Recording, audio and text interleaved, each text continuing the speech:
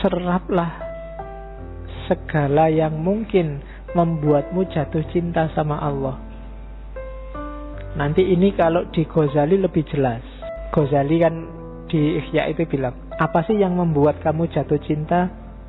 Kalau kamu bilang, yang cantik-cantik Pak, yang maha cantik itu Allah, jadi harusnya yang paling kamu cintai Allah. Saya suka dengan yang baik-baik Pak. Loh, yang maha baik, paling baik di alam semesta ini Allah. Siapa lagi kalau bukan Allah yang paling baik? Harusnya kamu jatuh cinta sama Allah. Mungkin perempuan, saya suka yang maco-maco Pak, yang kuat Pak. Loh, yang paling kuat dan kuasa itu Allah. Harusnya kamu jatuh cinta sama Allah.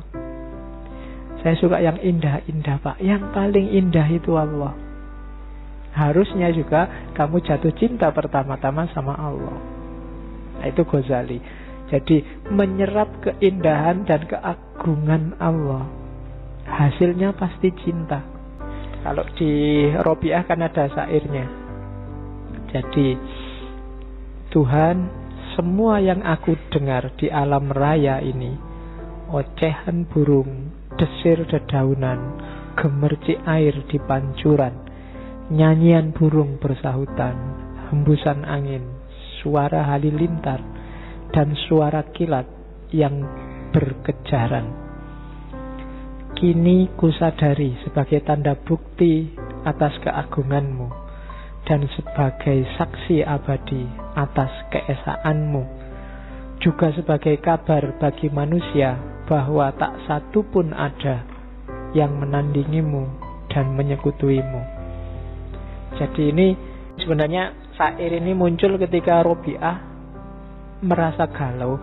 Aku ini termasuk wanita solihah, kok pekerjaannya main seruling dan menyanyi. Jangan-jangan Allah tidak suka ini. Tapi setelah dia mendengarkan alam semesta, melihat keindahan alam, dia sadar bahwa ternyata bunyi-bunyian, termasuk segala keindahan yang lain, itu justru menunjukkan keberadaan Allah. Mulailah dia jatuh cinta sama Allah. Serulingnya ditinggalkan, nyanyinya ditinggalkan. Bukan karena seruling dan nyanyi mungkin menurut dia sesat, tapi karena dia mulai jatuh cinta sama Allah. Kalau sekedar suara, alam semesta ini isinya penuh dengan suara. Kalau suara seruling itu dianggap sesat, berarti semua suara yang lain juga bisa. Ada suara halilintar, suara burung ngoceh, kalau suara itu sesat. Cuma Robiah tidak karena itu dia meninggalkan serulingnya, tapi karena dia tergetar menyerap keindahan dan keagungan Allah. Kalian yang belum bisa menangkap keindahan dan keagungannya Allah, susah untuk jatuh cinta sama Allah. Tadi saya bilang, yang paling baik kan Allah, yang paling indah kan Allah. Tapi kan karena pikiran kita selama ini terbiasa indah dan baik itu yang fisik dan materi, untuk jatuh cinta pada Allah yang tidak fisik dan materi itu agak susah. Kamu lebih suka jejer artis yang wow daripada Allah yang susah membayangkan bentuknya, karena kamu terbiasa materi.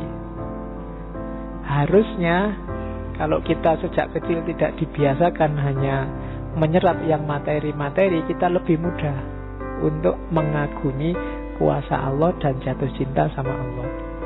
Ya mulai latihan. Kalau di Sufi kan ada latihan melihat kehadiran Allah dalam segala sesuatu.